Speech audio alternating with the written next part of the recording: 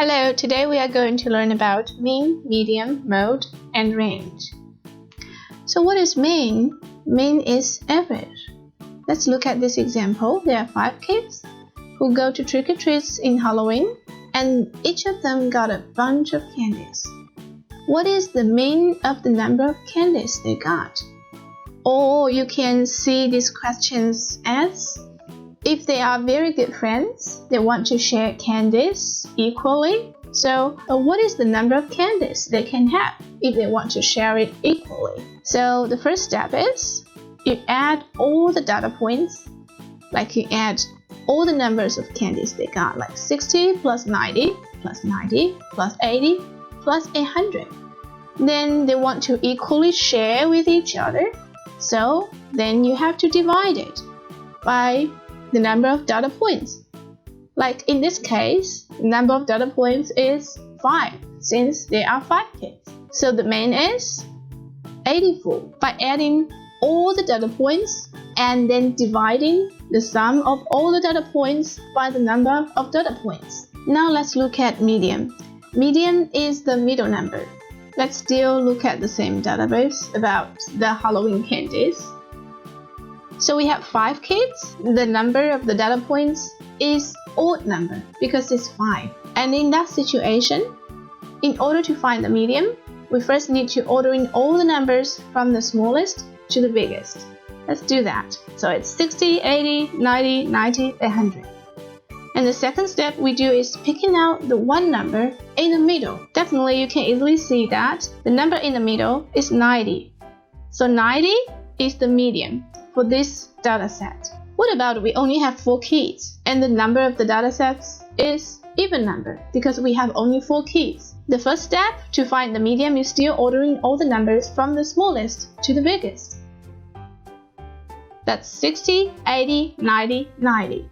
And then we find that the middle number is not 1. There are 2 middle numbers, 80 and 90. And what we do is adding the 2 numbers in the middle and dividing by 2.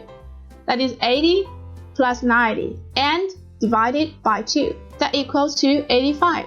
So 85 is the median of this dataset. Now let's look at mode.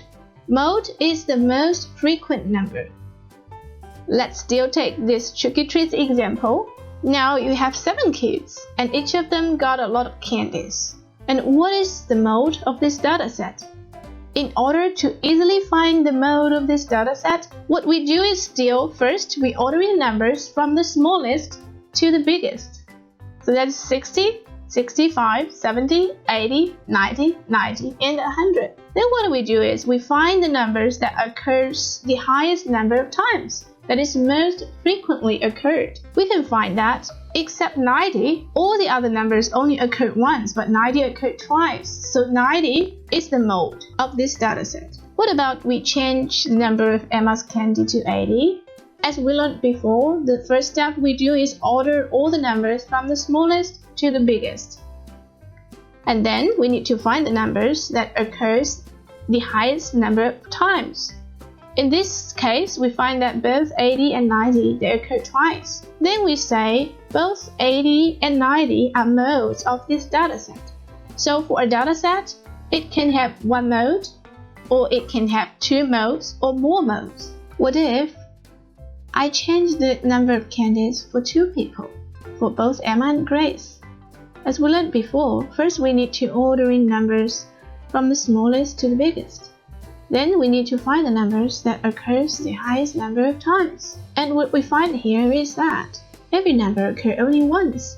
So there is no number which occurs more frequently than the other. And in this situation we say that there is no mode. Range is the difference between the highest and lowest value in a dataset. Let's still look at this example.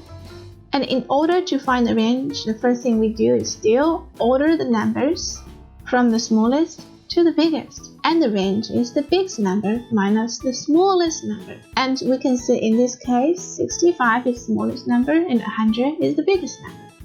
So the range for this dataset is 100 minus 65, that equals to 35. So 35 is the range for this dataset.